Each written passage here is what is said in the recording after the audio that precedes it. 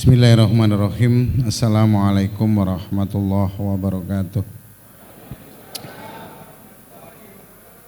Alhamdulillah wa syukurillah, la haula wa la quwwata illa billah. Asyhadu an la ilaha illallah wa asyhadu anna Muhammadar Rasulullah. Yang saya hormati moderator acara Baitul Arqam, pimpinan cabang Muhammadiyah Ngagel, Bapak Ibu sekalian karyawan ya, Bapak Ibu guru Sekolah Muhammadiyah se-Cabang Ngagel. Alhamdulillah pada kesempatan yang berbahagia ini kita masih diberi kesempatan oleh Allah untuk bisa bertatap muka, bermuajahah dalam rangka merefresh kembali tentang tugas kita bekerja di amal usaha Muhammadiyah, termasuk mengembangkan dakwah Muhammadiyah. Dan mudah-mudahan kedatangan kita siang hari ini dicatat oleh Allah sebagai amal ibadah. Salawat dan salam mudah-mudahan tetap terlimpahkan kepada junjungan Nabiullah Muhammad sallallahu alaihi wasallam. Mudah-mudahan kita selalu berpegang teguh dengan uswah-uswah, contoh-contoh yang telah diberikan Rasulullah lewat hadis-hadis sahihnya. Ketiga kalinya saya banyak mengucapkan terima kasih atas waktu yang telah diberikan kepada saya untuk bisa membersamai bertolahbu ilmi.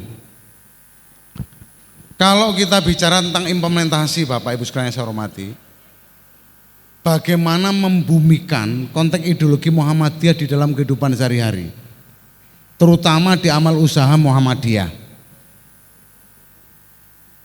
Maka perintahnya Pak Haidar cuma satu. Pak Haidar mengatakan tidak perlu berbelok dan meminjam ideologi lain di luar Muhammadiyah untuk mengurus dakwah dan amal usaha Muhammadiyah. Itu Pak Haidar. Jadi Pak Haidar mengatakan sederhana, tidak perlu berbelok dan meminjam ideologi lain untuk mengatur, mengurus dakwah Muhammadiyah maupun amal usaha Muhammadiyah.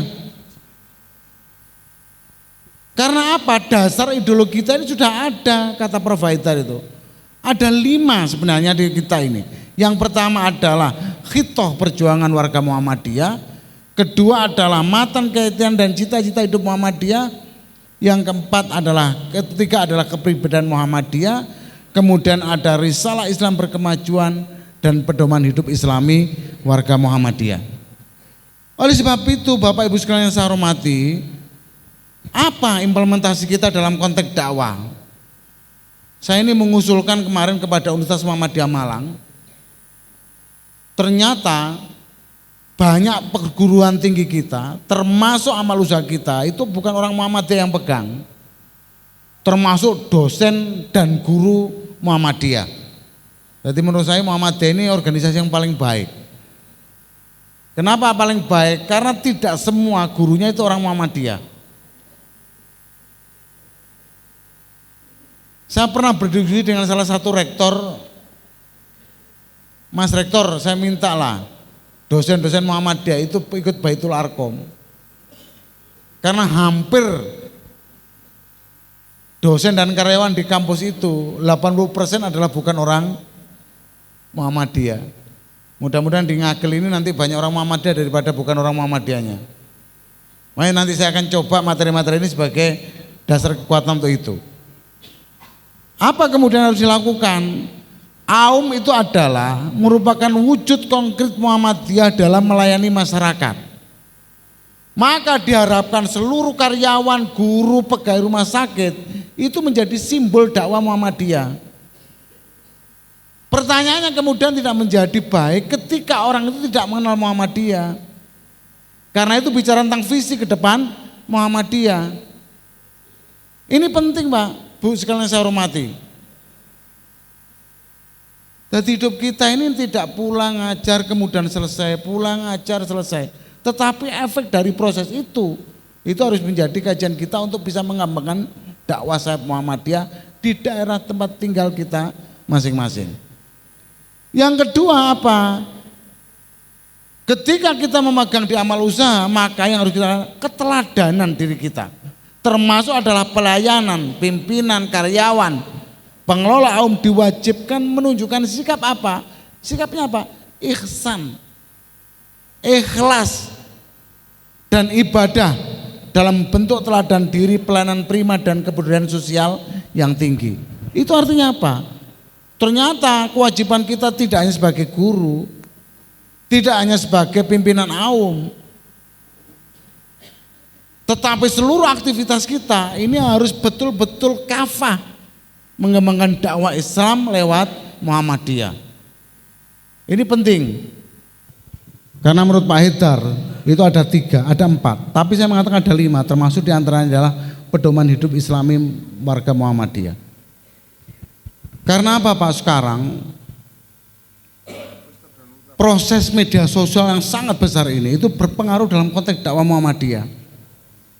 Sekarang mulai marak di lingkungan Muhammadiyah itu, orang-orang masuk di Muhammadiyah itu tidak kemudian mengikuti Muhammadiyah, justru membawa ideologi lain di Muhammadiyah. Data penelitian kita kemarin Pak, umat Islam di Indonesia ternyata tidak sampai 87%. Itu data diskusi Pak. Karena benar di dalam Al-Quran Islam itu illa qolilan, sedikit gitu loh. Karena apa? Ternyata orang yang berpegang teguh pada konteks ideologi Islam kafah itu hanya tidak sampai 20% Pak di Indonesia ini. Bayangkan coba cek di antara di Jawa Timur ini kasus Mamang Gufron, tahu Mamang Gufron enggak? Bayangkan orang yang bisa menguasai, bisa berkomunikasi dengan malaikat dengan bahasa Suryan, itu mempunyai pengikut segitu banyak. Belum kelompok-kelompok kecil yang kemudian itu menyerang ideologi Islam secara terus menerus, sehingga bisa dikatakan di Jawa Timur umat Islam ini semakin, mohon izin ya, kegiatan di Martapura guru sekumpul itu, pernah nggak jenengan kemudian berpikir apakah Islam semacam itu? Kegiatan-kegiatan lain yang kemudian seperti Abaos itu yang kemudian membuat ide-ide tentang konteks Islam baru itu kan justru mendegradasi konteks pemahaman Islam, apalagi Muhammadiyah Pak. Makanya Pak Haidar mengatakan tidak perlu berbelok atau meminjam ideologi lain untuk bisa mengatur dakwah Muhammadiyah dan amal usaha Muhammadiyah. Itu penting Pak. Saya kira orang Muhammadiyah itu kan agak aneh. Saya khotib ini gak serban, gak mulai dikenal di Muhammadiyah itu. Saya darah saya itu kalau sekarang khotib hari raya itu mesti pakai gamis. Padahal ideologi Pak. Orang Muhammadiyah sekarang itu wajib berjenggot, itu sudah mulai ada Pak. Saya sering katakan itu ideologi betul. Dan ini Pak Haidar mengatakan, karena apa Pak? Dasar pemikirannya itu apa? Jangan nanti buka dalam konteks apa? Kita perjuangan Muhammadiyah. Di sana nanti akan tahu persis gerak langkah Muhammadiyah. Makanya saya sering diskusi dengan teman-teman, kenapa orang Muhammadiyah itu dibenci, padahal itu gondelannya mesti Al-Quran dan As-Sunnah. Ini dibombardir di media sosial, di YouTube, bahwa sholat 4 dan 3 itu sudah bid'ah. Luar biasa Pak media sosial itu, sehingga apa? Membuat pola dakwah itu semakin hari semakin kritis dalam konteks pemahaman agama itu. Mulanya Muhammadiyah berpegang teguh Pak, kepribadian Muhammadiyah, risalah Islam berkemajuan, termasuk diantaranya adalah pedoman hidup Islami warga Muhammadiyah. Saya ini banyak diprotes Pak. Mas Abdul, kenapa orang Muhammadiyah sekarang menggunakan kalender global? Berarti Muhammadiyah itu lebih pintar daripada yang lain. Lu itu jawab, itu persoalan serius. Saya ngomong, kalau kita tidak punya kalender Hijriah, susah Pak kita ini. Untung kita ini masih menggunakan kalender Masehi. Karena setiap aktivitas kehidupan kita itu mesti berhubungan dengan hari dan jam. Ayo sampai coba ngekok kalender Komariah, ada yang menggunakan sistem Ruya, susah Pak. Ngundang tamu besok ada acara hajatan 17 Ramadan, namanya 17 Rabiul Awal. diundang teko baru diruyah, ternyata belum tanggal 17. Susah kan? Artinya dalam konteks ini Muhammadiyah mencetuskan ide tentang kalender global. Itu tujuannya apa? Kita punya penetapan kalender pasti gitu loh. Saman belum nanti pergi ke luar negeri, itu mesti per jam Pak. Kalau tidak menggunakan kalender hijriah, pemegangan umat Islam kita menjadi masalah. Mulai saya mengatakan hari ini ditolak, insya Allah 100 tahun kemudian kalender global ini akan diterima. Itu sebagaimana ketika tentang penetapan arah kiblat. Jadi Yai Dahlan itu pernah dibakar musuhnya karena menentukan arah kiblat kita salah.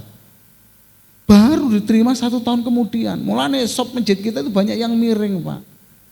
Karena apa? Tidak mengikuti Yai Dahlan. Dan saya yakin nanti akan menjadi kalender pegangan umat Islam. Ini persoalan sekarang kaget ya tidak masalah lah. Mulanya Pak Idhar mengatakan ini penting Pak ini Pak. Lah guru-guru Muhammadiyah harus memahami utuh. Orang mencintai itu dipelajari Pak. Saya dulu ketika senang dengan istri saya itu tak pelajari dulu dia anaknya siapa, alumni dari mana. Sehingga saya mengenal dengan utuh keluarganya. Kemudian berani saya kemudian melamarnya. Itu karena cinta. Sama ketika sampean juga memahami konteks Muhammadiyah. Kalau sampean tidak bisa memahami Muhammadiyah, sampai kapanpun sampean tidak tahu baiknya Muhammadiyah. Mulai tak bilang Pak, tidak bisa saya menerjemahkan rasa kopi kalau tidak merasakannya. Saya coba ngomong kopi itu pahit, berarti orang itu gak pernah ngombe kopi. Kopi itu pahit atau tidak, dicekel-cek gelas diincipi. Oh kopi ini lagi kakean gula. Oh kopi ini pahit. Maka dalam konteks pemahaman Muhammadiyah itu kenali dulu, baca. Muhammadiyah itu organisasi premium. Kenapa saya sebut premium? Dasarnya Quran hadis Pak. Tapi kenapa sulit dijual?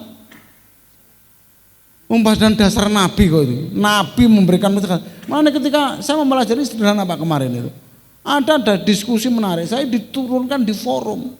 Mas Abdu sampai menyinggung perasaan teman Salafi dan teman Muhammadiyah. Silakan turun dari mimbar.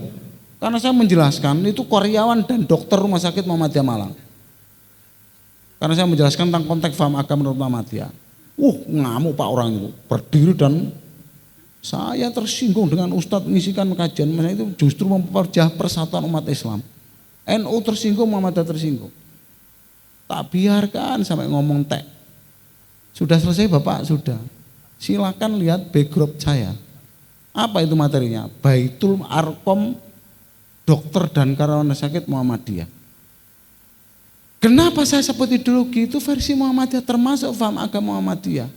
Kalau jenengan kemudian tidak suka silahkan keluar dari forum. Aku beto Pak Ngaji Nujobo dengan di internal Muhammadiyah. Mesti lebih konkret saya. Dan ini persoalan serius Pak tentang konteks ideologi ini. Pak parah. Jenenge nang kuburan nangis sampai gero-gero. Jaluk tolong. Kita percaya pada orang sakti kemudian bisa masukkan jin di botol. Itu kan lucu gitu loh. Pernah lihat di televisi itu orang pegang jin dilebono botol. Sano sing botol entek nggih boni jin tok gitu loh. Ini kan konkret, tapi itu kemudian menjadi idola di Indonesia itu. Menjadi idola, orang kuat, orang sakti. Ditulisi asma Ali Bakta Sakjim dilempit dikai ke kalung, itu pun menjadi semacam ideologi. Koyok-koyok itu bisa membantu. Dan ini yang saya katakan tidak perlu meniru ideologi, termasuk dengan kelompok-kelompok lain di Muhammadiyah itu. Nah persoalan dakwah bareng oke. Tapi dalam konteks ideologi pegangan kita hanya Al-Quran dan As-Sunnah termasuk ijtihad, hal yang memang diperlukan oleh dikaji bersama. Ini penting Pak. Apa implementasi dalam AUM? AUM merupakan wujud konkret Muhammadiyah dalam melayani masyarakat. Muhammadiyah itu organisasi tergila sedunia Pak. Karena tugas negara diambil. Negara itu kan yang satu mencerdaskan kehidupan bangsa di undang-undang, tugasnya siapa Pak? Negara. Muhammadiyah ambil Pak.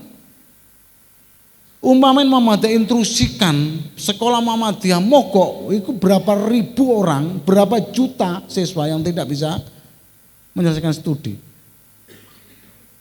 Ketika bicara kesehatan itu tugas negara, Muhammadiyah ambil peran Pak, untuk masyarakat semua. Ketika sampai bicara Pak tentang NKRI, Muhammadiyah itu lebih NKRI. Bayangkan, saya datang di mana di Kupang, acara Tanwir Muhammadiyah. Lu sing nyanyi Sang Surya itu adalah orang Kristen semua. Gak enak sing jilbaban, gak salib. Itu nyanyi, ya Allah, Tuhan Robiku, aku meneng tak was.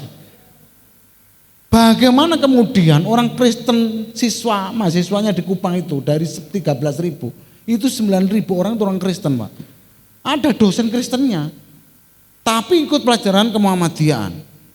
Berarti Muhammadiyah itu implementasinya untuk masyarakat, mencerdaskan kehidupan masyarakat. Ketika kita bicara lazisme, siapa Pak organisasi yang kemudian punya namanya kapal klinik apung, saya tahu lele, Muhammadiyah.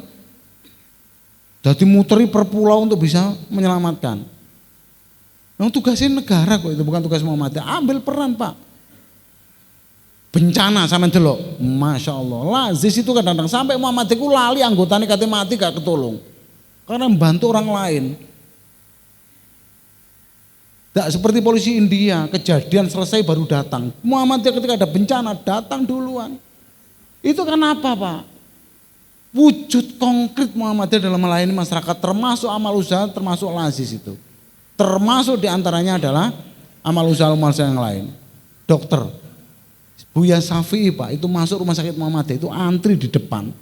Tidak mau dengan rekomendasi pimpinan Muhammadiyah. Duduk antri sebagaimana antrian dia. Sama organisasi lain kiai itu didisiknya Pak. Buya Syafi'i pemilik CEO-nya Muhammadiyah itu duduk di gampengan, itu antri Pak. Saya pimpinan wilayah ketika sakit duduk di rumah sakit Muhammadiyah Jombang itu enggak pernah Pak nyerobot antrian. Bapak lebih dulu dari belakang, enggak antri. Karena loro itu gak kena disemayani. Nek loro kena disemayani enak sing dhisik Pak sing loro. Semua sakit butuh penanganan. Maka ini menjadi kunci apa? Pelayanan, termasuk amal usaha Muhammadiyah.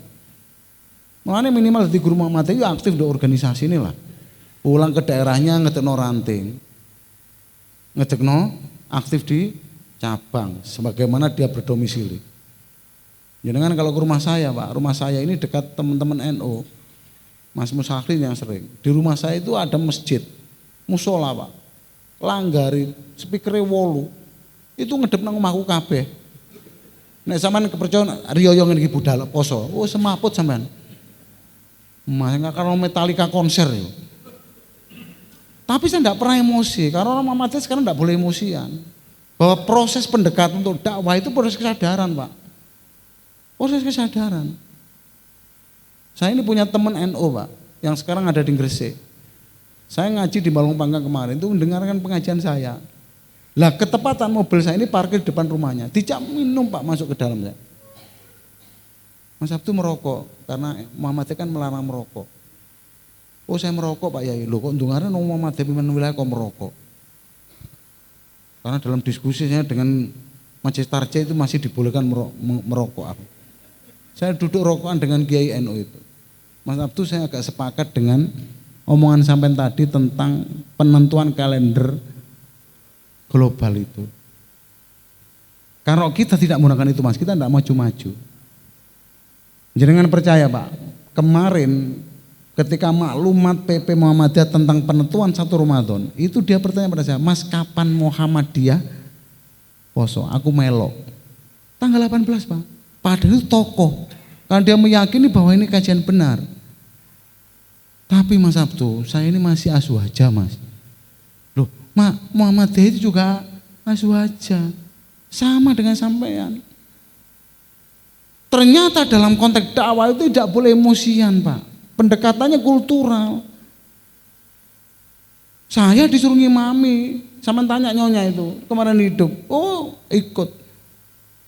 Di Masjid NU ya 23 Pak. Tapi itu maknina, tartilan dalam bacaan tajwidnya juga keren.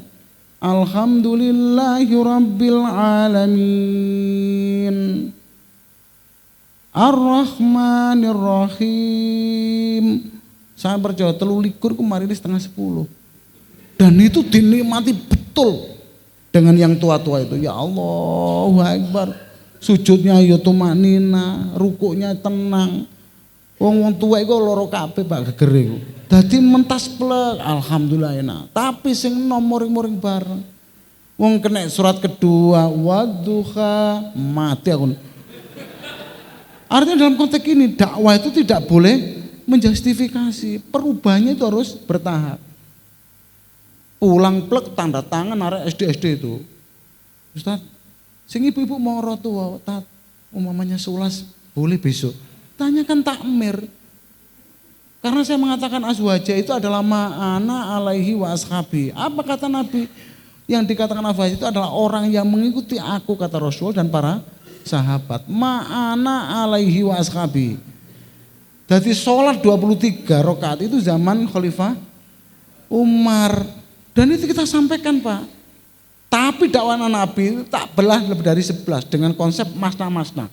Hadisnya Aisyah itu 4 rakaat salam, witir 3.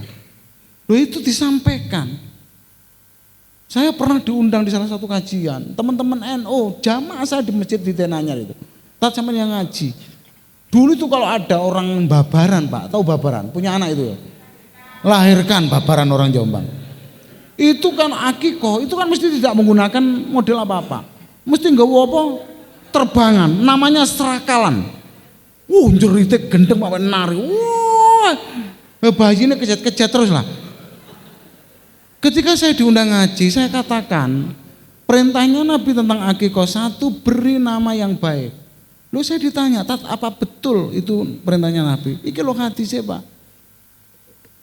Akikoh 7 hari dengan kalau laki-laki 2 ekor kambing, perempuan 1 ekor kambing. Ada dasarnya.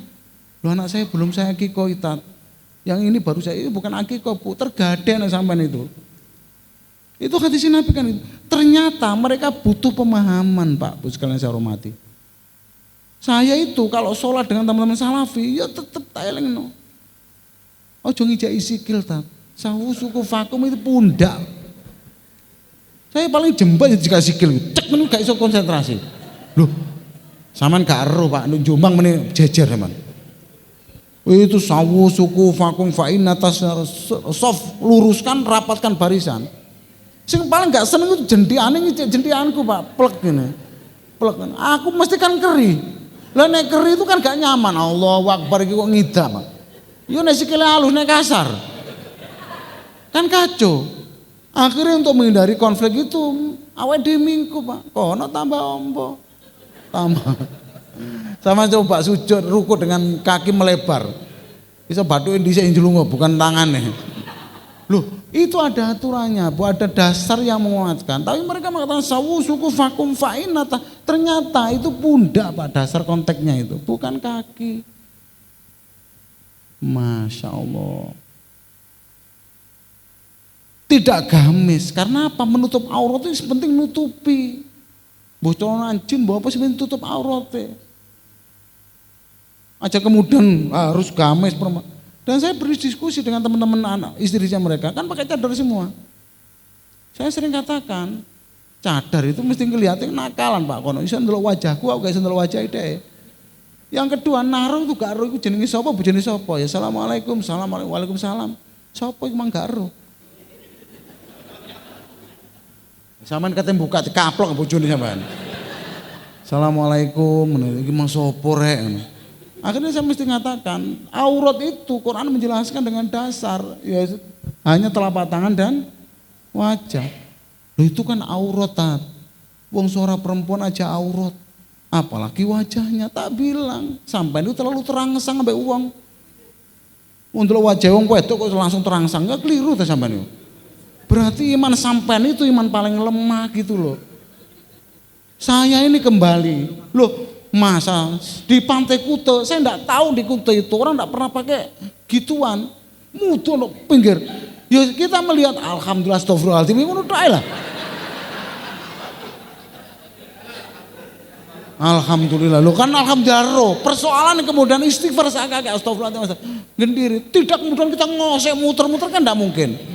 Artinya dalam konteks itu Nah menurut Muhammadiyah itu kontennya itu loh, gila Pak. Iman itu di hati. Di daerah saya itu sekarang televisi tidak ada di salah satu kelompok itu. Televisi ini loh kayaknya belas. Karena televisi itu merupakan tempat maksiat, dia keliru. Mulai Islam itu harus pengku di dalam konteks akidah. Ndelok wong muda iki istighfar tok, Pak. Nah kita ndak kok. Akhirnya seperti FPI KB dibubarno. Ternyata sekarang ini loh, saya ini perjalanan dari Jombang tadi. Itu banyak orang gila di jalan sekarang. Bagaimana warung banyak orang merokok dan ngopi. Ternyata orang yang tidak wajib sholat puasa Ramadan kan termasuk orang gila. Malah nek ndelok wong gendeng niku wis barno, gendeng kabeh. Loh yang tidak wajib sholat ini kan tidak wajib puasa kan orang gila, termasuk yang sekarang tidak puasa. Bukan maksudnya kalau yang kewajiban berhalangan ya jangan puasa tambah. Yang kedua, apa implementasinya? Keteladanan dan pelayanan. Maka guru Muhammadiyah, aktivis Muhammadiyah, karyawan Muhammadiyah itu baik di sekolah maupun di luar sekolah itu menjadi teladan, Pak. Kata Pak Dasar Latif ngene, nek kepengin bojone sampean uga kurang ajar karo wedok nondalan, tukokno kelambi koko kabeh utawa gamis. Dadi nek sampean kono bojone tuku koko, naruh mbetong wedok kan gak wani kokoan. Ojo gawe klambi liavis jin wae iso mbeto, tapi nek bojone sampean tukono koko ambek gamis, nek ndalan insyaallah terjaga dia. Mosok gamisan anil wong wedok kan ndak mungkin. Nah, carane nyelesaikan ben wong lanang gak selingkuh ya tukono klambi koko wae. Sampeyan coba nanti lah, nek wong gawe koko itu wong kurang ajar. Nek aktivis Muhammadiyah ndak lah.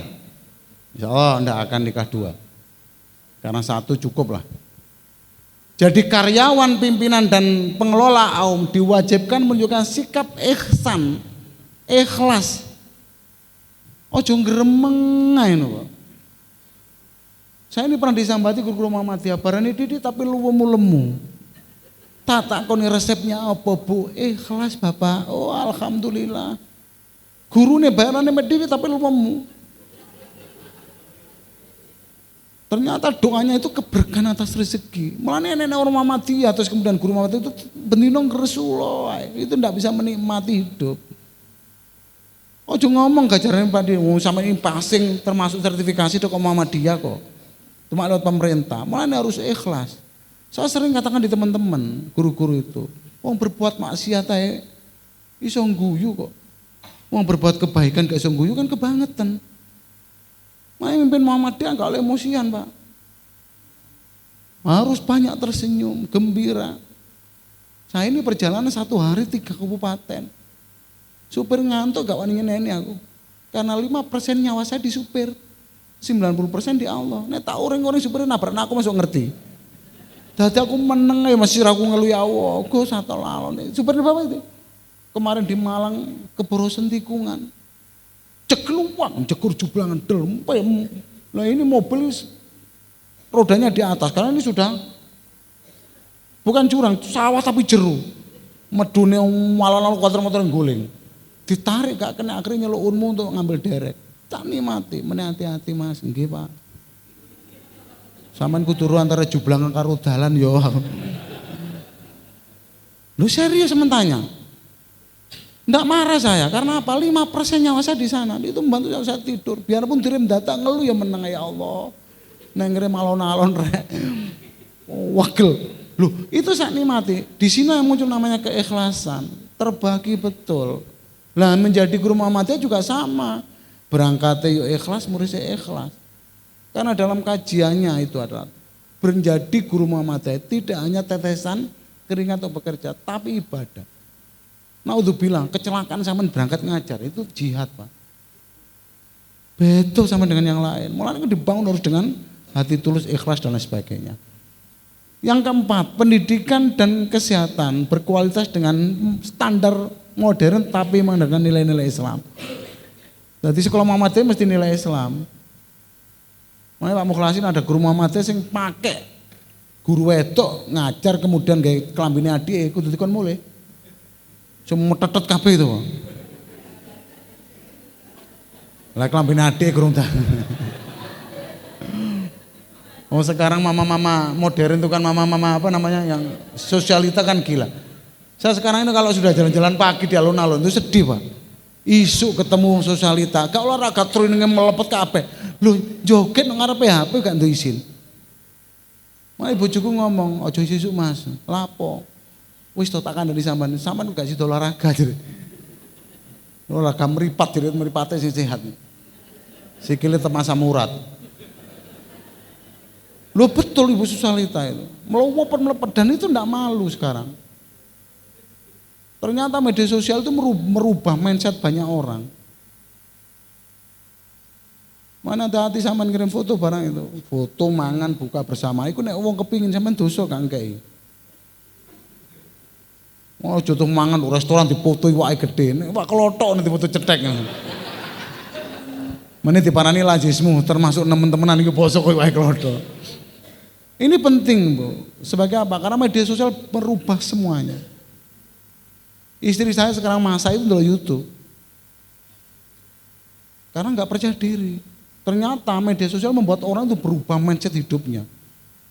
Dulu buat jalur asem di Jatim main ayo seger Pak. Sekarang ndelok YouTube, masal.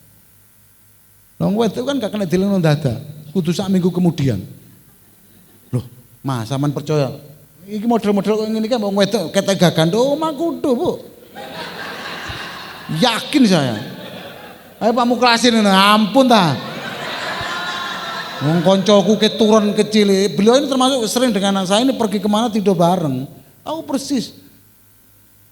Loh perempuan itu loh. Perempuan tuh, ya ini tahu lah saya ini orang sedang lawas. Loh saya tahu persis, Bu, dalam konteks hidup ini perempuan tuh menguasai betul. Saya kalau dimasakan istri saya, malah kudu sabar ngulanang itu. Malah saya sering tanyakan syarat menjadi aktivis Muhammadiyah itu pertama adalah menjinakkan istrinya. Lah, Mas tanya, saya pidato mesti ngono. Wong wedok nek anake watuk, Mas mulai kliki wis gak mungkin bela-bela. Kok nek Mas. Loh, serius Bu, pengalaman saya ini. Bukan karena apa-apa. Oh, perempuan itu bukan medeni dimengerti gitu loh. Itu kata ada band kan gitu, dimengerti. Perempuan itu kalau masak, ojo dikomentarin dadak wis. Masak gak enak, itu mencolot kabeh panci itu. Karena itu gini, mereka membangun komunikasi persual dalam konteks apa ya, hati masa itu. Duwe enak-enakno, mana wong lanang kan gak wani komentar. Mas meni masa, mesti kan kemudian satu minggu kemudian mesti ojo ditambah iki deh, ojo ditambah iki. Aku untuk gak seneng iki. Wong wedok iku mesti memang menguasai. Rating belok kiri nganan nubruk aja muring-muring. Muring kiri belok kanan nubruk ditubruk lho aja muring-muring. Wong wedok.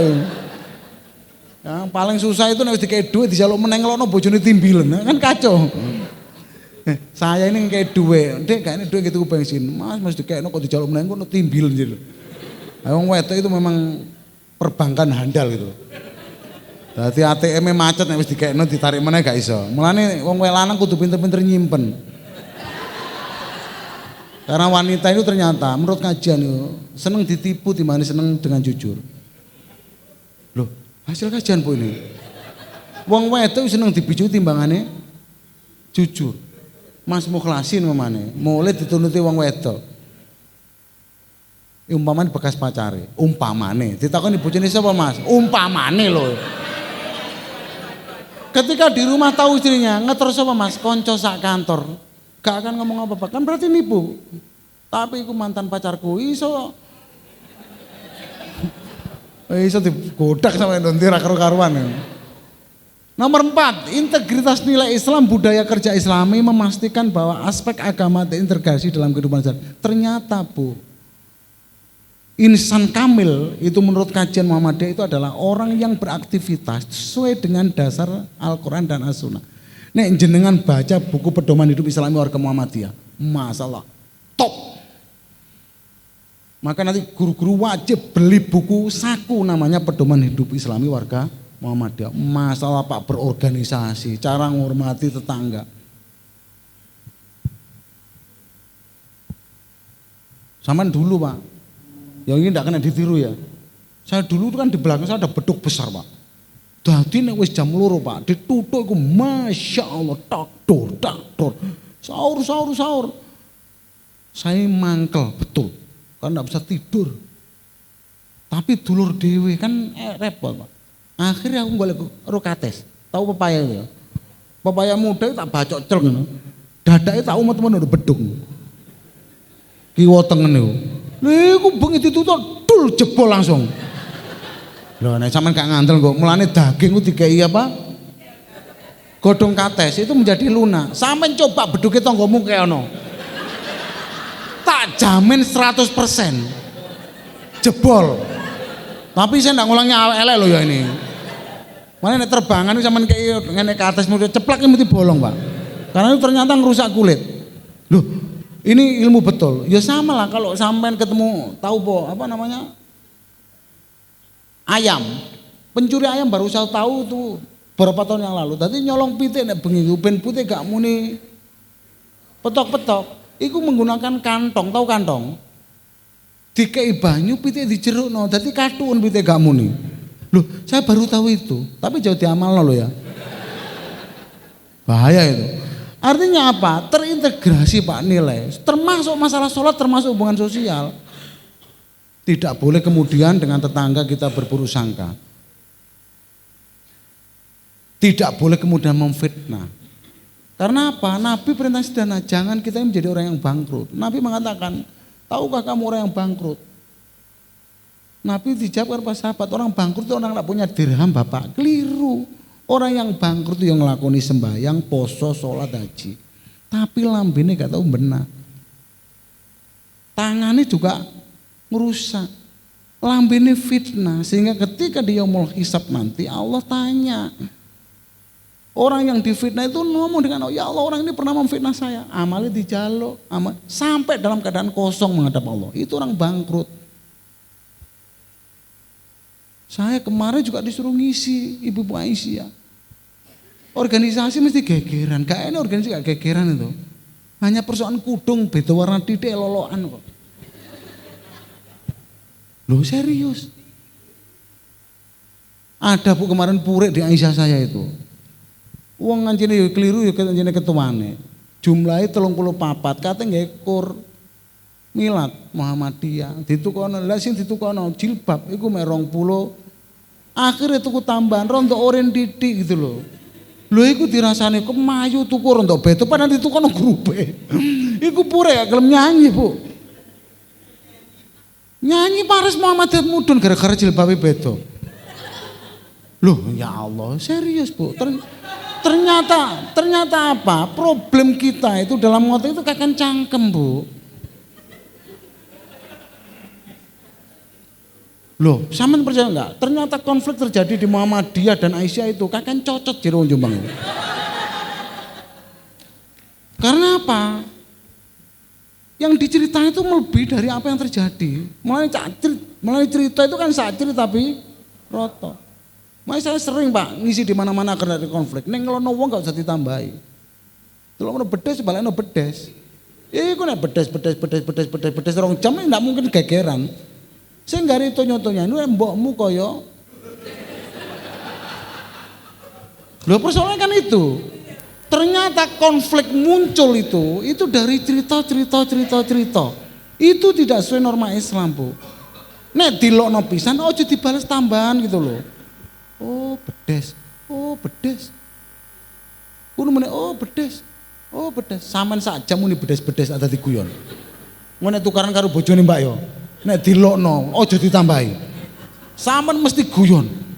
Tapi sing gare rame itu nek ditambahi omongan, mbokmu koyo terus junduh-junduhan hitung-hitungan antem-anteman dan itu dipisah termasuk dalam konteks organisasi termasuk menjadi guru. Saya ini pernah penelitian Bu.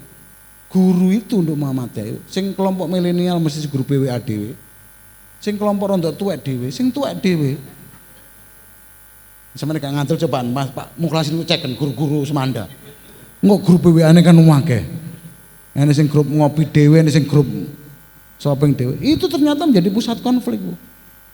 Merek jilbab bete dirasani kok. Duh aku tahu rup, masalah bojoku cerita, istri saya kan guru. Dadi Mas aku lho gak tau ro informasi arek nom-nom blonjo lho iki nang Mojokerto Mas tuku iki. Lah sampean gak masuk grupe. Lah iku umur piro, Dek? Ya umur 30 Mas. Lah sampean umur 50 ya minggir, Mas. Afkir. Sing sabar ya, Dek. Engko tak jak metu dhewe aku. Saya hanya ngedem itu. Ya karena memang dunianya apalagi WA. Malah orang ngerasani sekarang kan lebih mendunia. Dulu ngerasani kan hanya orang pat dengan petan. Sekarang dengan WA itu mendunia ngerasani itu. Loh dulu kan petan sampai dijondo sampai gemes di iki lho ngene. Tapi sekarang ini kan dengan WA itu mendunia. Orang sekarang ngomong-ngomong untuk WA itu mendunia. Enggak bisa dihapus loh Pak itu. Jejak digital. Implementasi masjid. Ojo main-main Pak. Masjid itu tidak menjadi pusat sholat dan ibadah. Itu menjadi kegiatan sosial. Pemberdayaan umat. Tidak hanya sebagai tempat ritual saja. Nggih sholat toh Pak. Saya ini pernah ditanya, Mas Sabtu sekarang arek enom itu gak nang masjid. Apa masalahnya? Ternyata kakek ngopi di jopo. Zuhur, asar, maghrib, isya, subuh, los ngopi terus. Masjid sepi teko enom. Piye caranya masjid rame? Saya ini sekarang buat penelitian betul.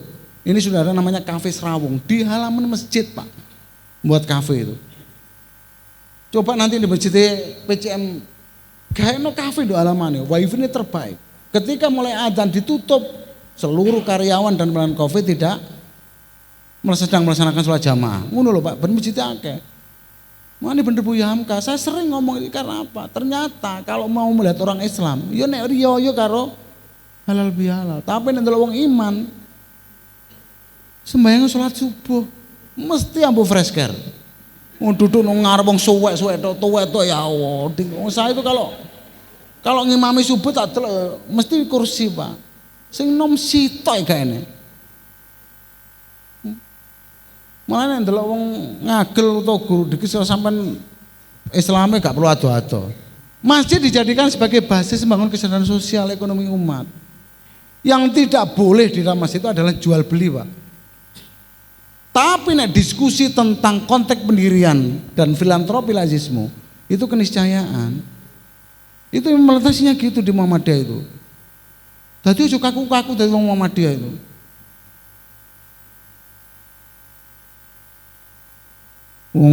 Saya ini pernah disikati dengan teman-teman. Saya ini dengan teman salafi baik. Mas Abdu, tolonglah sunnah lah Mas, sunnah. Celananya ditarik dikit Mas, biar nanti mencerminkan Islam. Mas Abdu kan pimpinan wilayah. Siap, taat. Makasih atas masukannya. Terus tak pikir-pikir dewi, nah ini tak unggano sampai ndur ngene. Terus maru kau sakit lore kau jojon. Saya tak pikir-pikir dewi, aku tadi tak delok ngono tak umamane seperti mereka kan sekian-sekian pakai celana sirwal namanya. Sirwalnya segini Pak. Saya sekarang sampean coba aku dari pimpinan wilayah. Celana aku sak mene. Terus kaos kakian sampai sepatuan. Wes sampean bayano dhewe aku gak mikir. Bah, ya medun dek montor celek. Assalamualaikum tat. Ya ora pantas belas ya Pak. Nabi mengatakan urusan dunia kamu lebih tahu. Mulane pakene wong wedok mamane kaya wong Arab kabeh gamisan tok ta.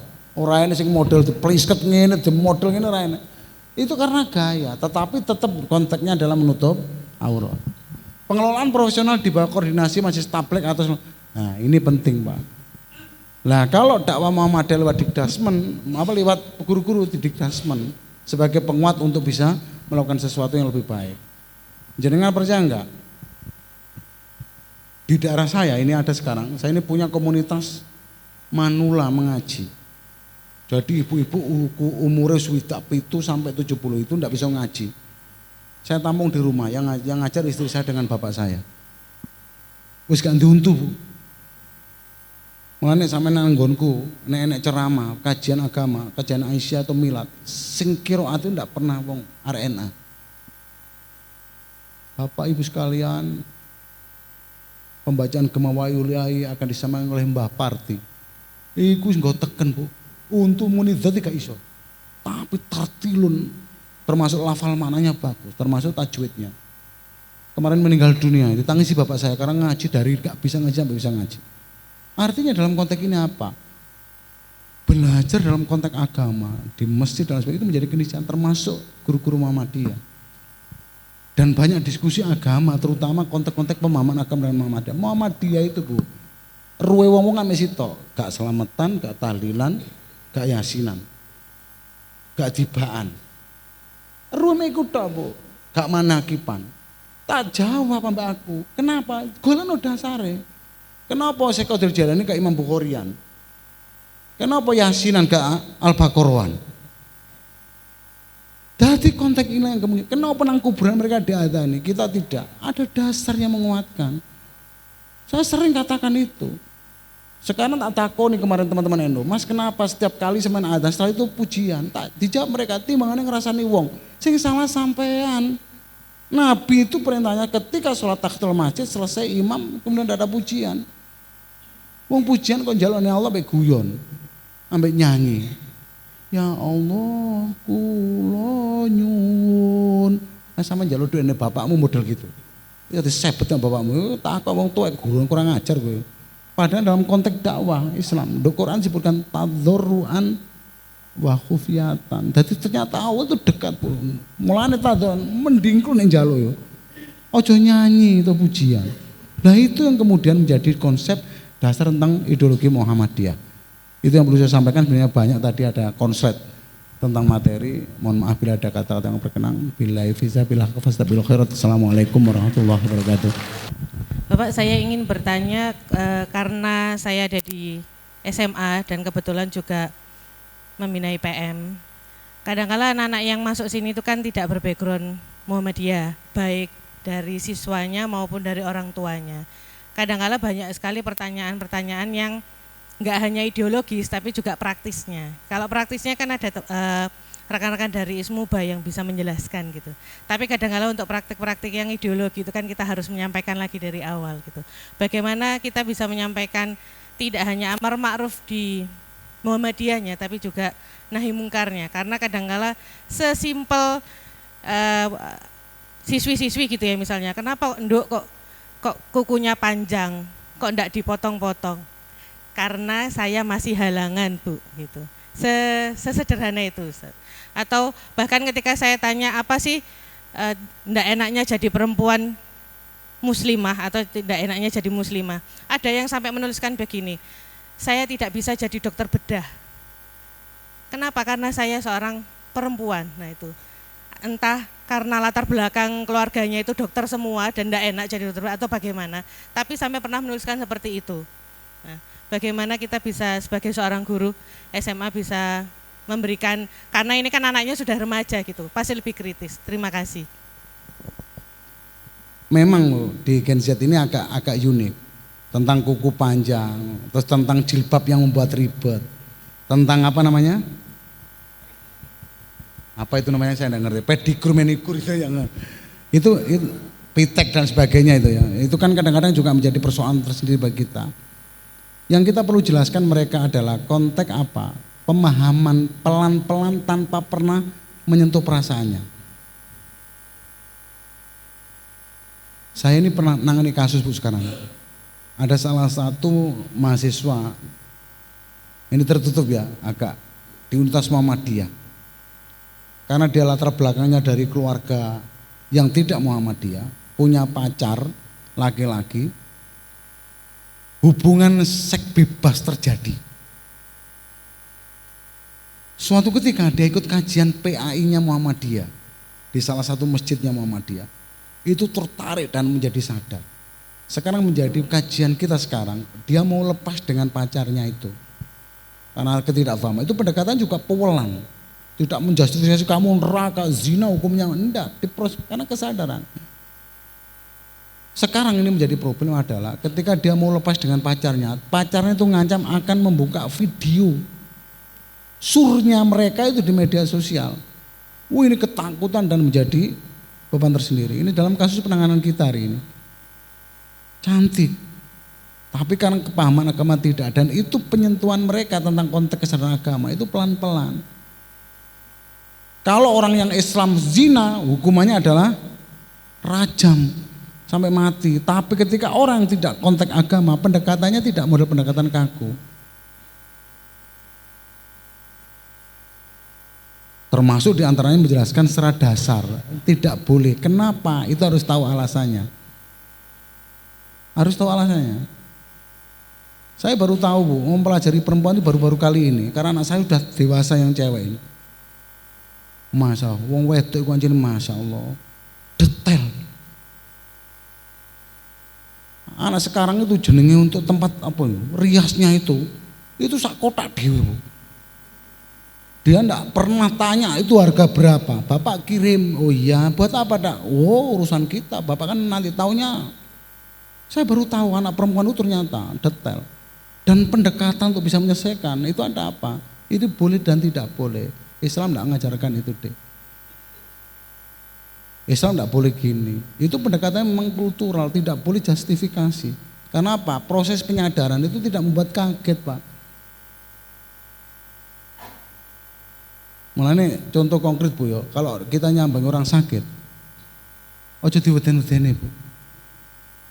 Ibu, berarti ada orang nyambang, sampean lara apa? Tonggoku persis sampean mek 5 dino mati itu sebenarnya kaget juga. Kacau Pak. Tapi dia harus katakan datang obat dan berdoa bahwa setiap penyakit pasti ada obatnya. Termasuk dalam konteks penyelesaian masalah anak-anak sekolah. Saya kemarin ngisi Bu, anak-anak SMA Muhammadiyah di salah satu tempat. Bayangkan duduk di sini Bu, HP-nya itu iPhone semua.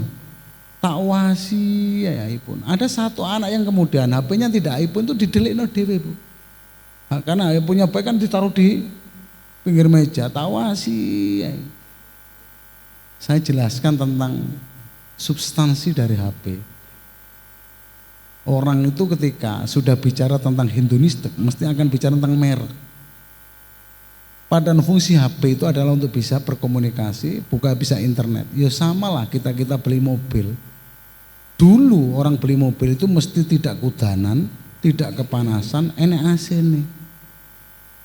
Sekarang yang berubah di mindset masyarakat adalah merek mobil.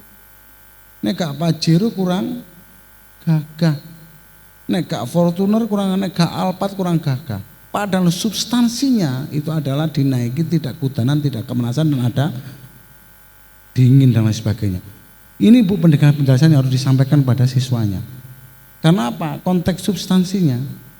Saya ini pernah Pak ke Jakarta, nemui salah satu Mas, sama sekarang menjadi duta besar di Lebanon, Mas Hajri DPR Golkar. Saya mau nemui salah satu tokoh Golkar dan tokoh PDIP namanya almarhum Taufik Kemas.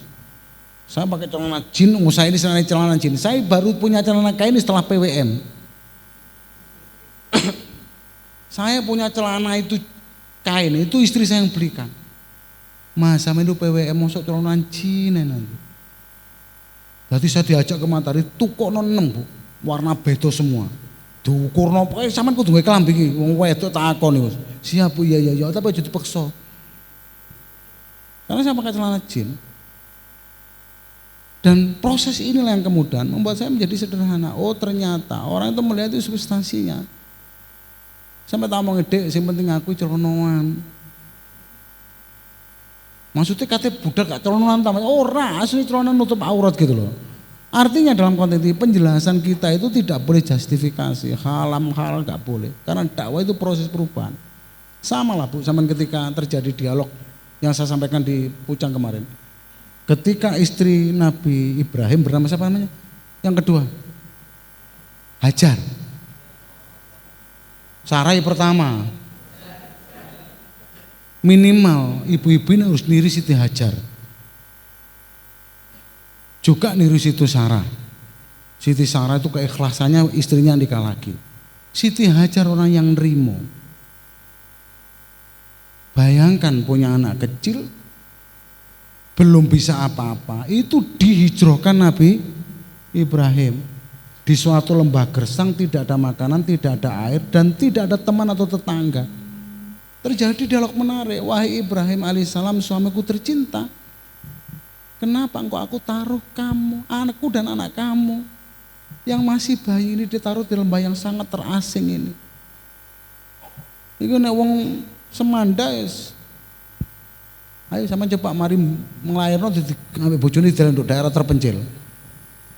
Oh, lanang bondo manuk. Lu serius, Bu? Dialognya menarik antara Siti Hajar. Itu menjelaskan, Bu, enggak emosional.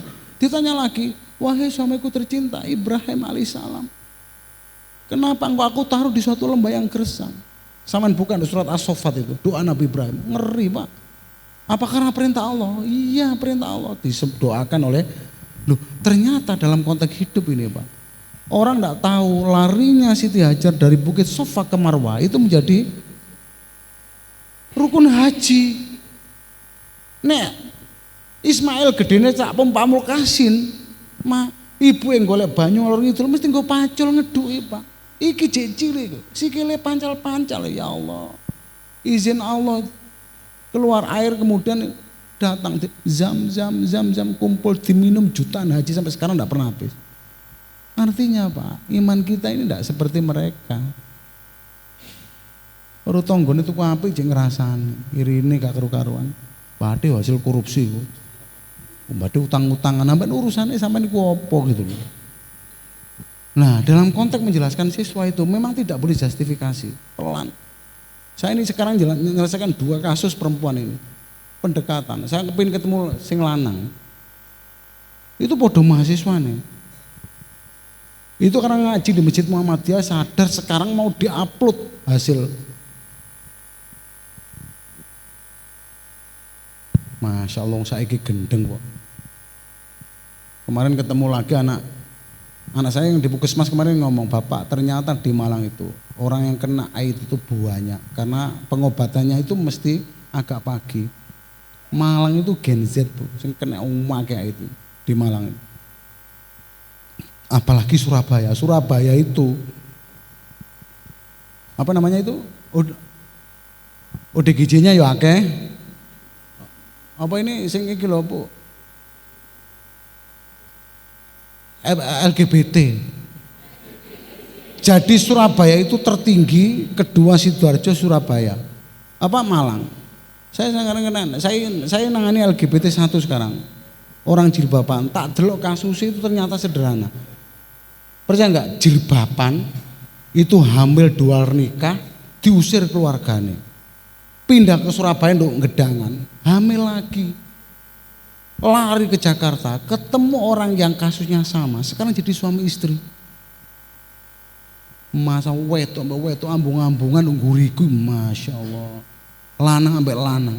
Ternyata 98% itu adalah orang-orang Islam.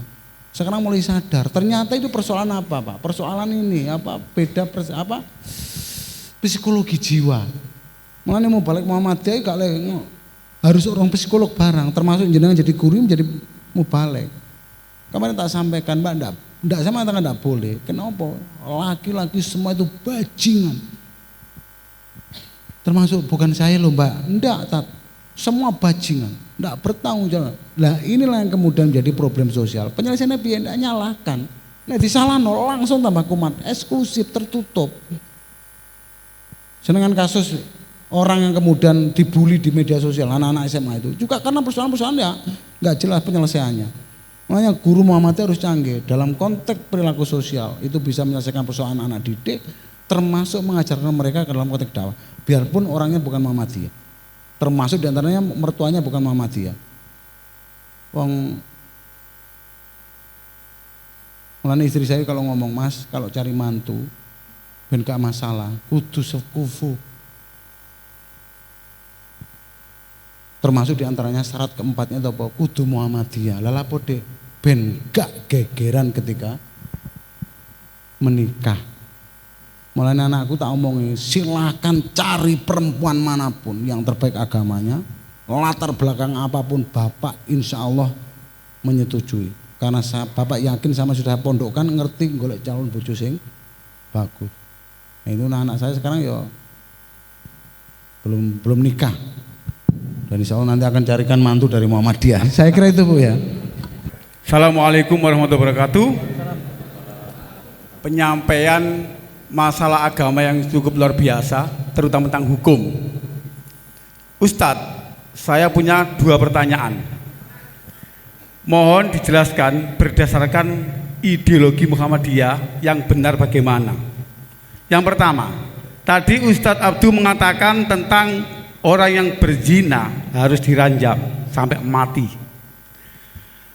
Ketika orang itu berzina harus diranjam sampai mati, itu penerapannya di Mekah. Nah, ini terjadi pada teman saya yang curhat pada saya. Dia sudah bertobat, bingung dan nangis terus setiap saat. Aku bingung Pak Adi, kenapa? Saya pernah ngeloni bojone uwong, pernah berzina, pernah kumpul kebo, tapi saya tobat. Hukumannya apa Pak Adi? Ya menurut Islam diranjam. Pertanyaannya Ustadz, apakah nanti saya masuk neraka Pak Adi? Apakah saya harus mampir ke neraka Pak Adi? Padahal saya nggak diranjam di Indonesia. Itu pertama. Yang kedua, Pak Adi, saya pernah mendengar hadis ketika orang berzina imannya lepas. Pertanyaannya Pak Adi, ketika iman saya lepas, saya zinanya pukul 10, pukul 12 sudah selesai zina Pak Adi, wis ngos-ngosan katanya kayak gitu. Pertanyaannya saya Pak Adi, ketika pukul 10 sampai seterusnya, apakah amalan ibadah saya dari 0 tahun sampai berzina hilang? Terima kasih. Assalamualaikum.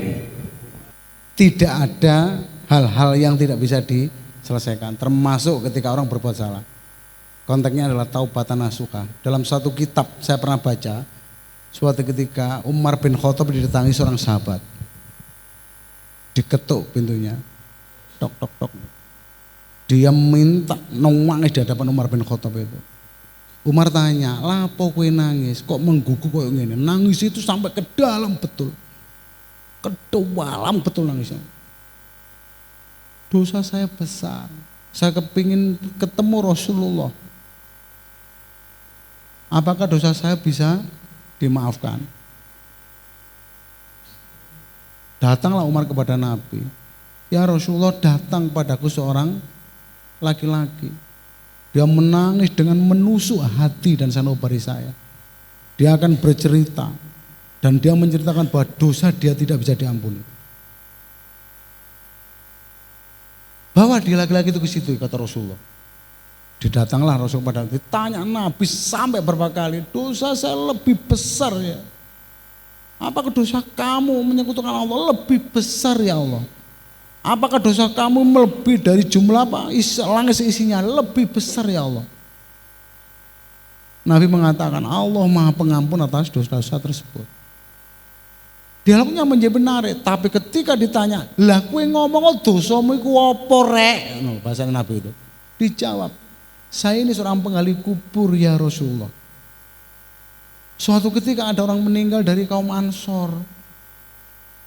Datanglah saya ke kuburan, tak buka wajah terlalu cantik.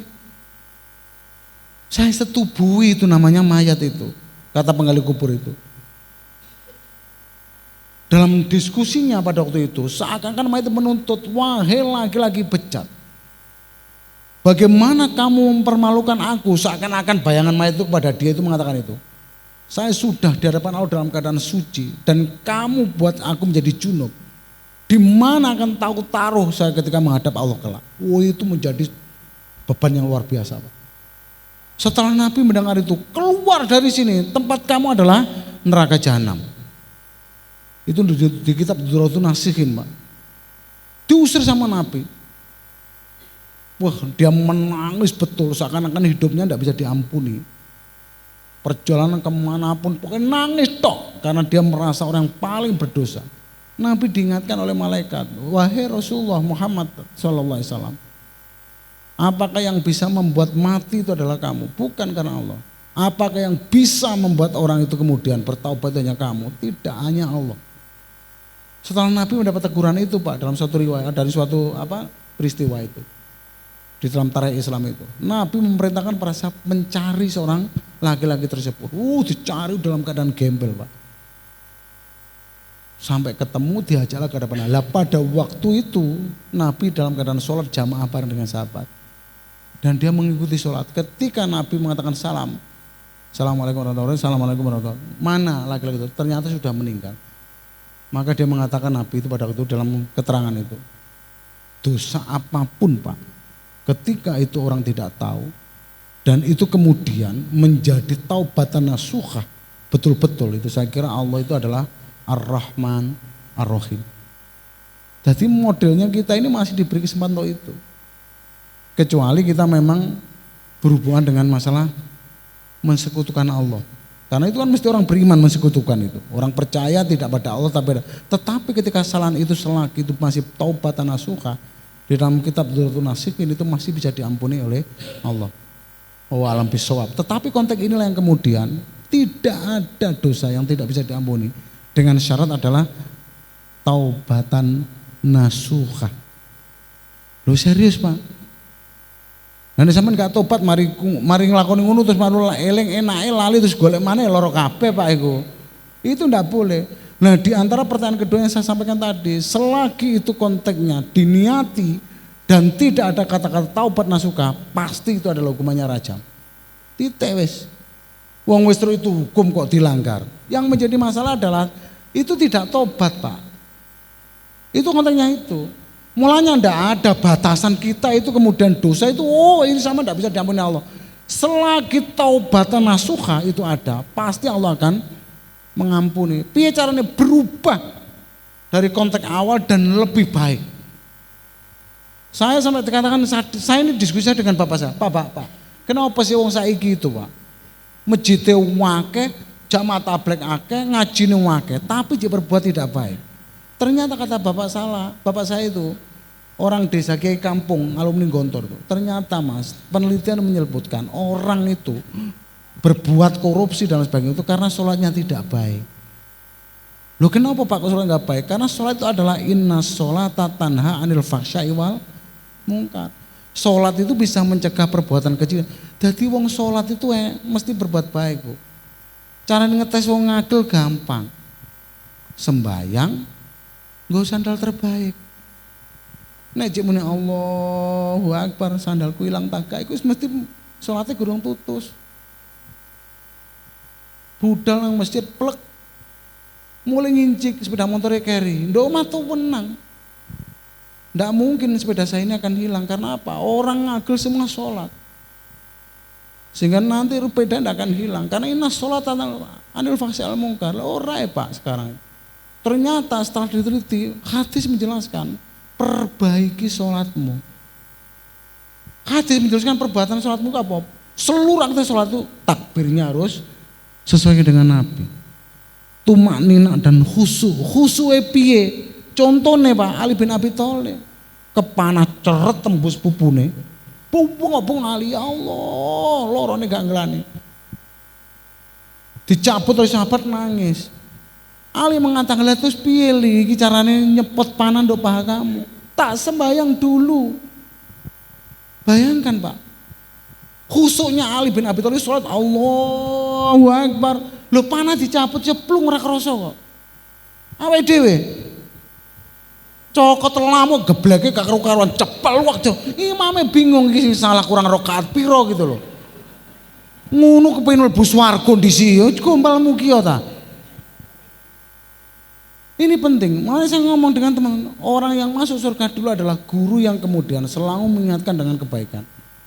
Saya kemarin ngaji di PWM, yang masuk surga dulu itu adalah ranting.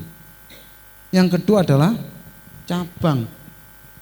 Ketiga apa? PDM, itu yang aktif. PWM ini terakhir kayak aku ini. Yang terbaik adalah guru itu menjadi ujung tombak dakwah, mlebune surga dhisik. Mulai nek baran dite aja gremeng. Jadi guru jangan nanti di yaumul hisab nomor 1 Pak Edi. Karena ngajarkan kebaikan pada anak-anak. Nomor 2 ranting itu mikir gitu. Guru itu iso bayaran piro sing mikir ranting itu PWM lho Pak. Nomor 2 itu cabang, mak pengulasin jangan mlebu swarga ini sedek di mana aku Pak. Mana aku celun pas negara di surga. Artinya dalam konteks ini Pak, dakwah kita itu pentingnya itu apa? Memahami konteksnya sesungguhnya. Bahwa semua dosa bisa diampuni kecuali dosa syirik. Semua dosa bisa diampuni dengan konsep apa? Taubatan nasuha. Totalitas wis gak akan nglakoni. Ojo kadang-kadang wong kan imannya naik turun Pak ya. Orang enggak ngerti Pak, poso itu ketika mokel tanpa alasan itu enggak bisa diganti sampai akhir hayat. Ngono kita wasi Pak. Mulai toko Jombang, Sruwet, liwat kene mau Mas. Ternyata banyak ODGJ di Indonesia. Karena apa? Orang yang tidak wajib puasa termasuk adalah orang gila. Saya kira itu Mas ya, saya kira. Makasih. Assalamualaikum warahmatullahi wabarakatuh. Waalaikumsalam warahmatullahi wabarakatuh.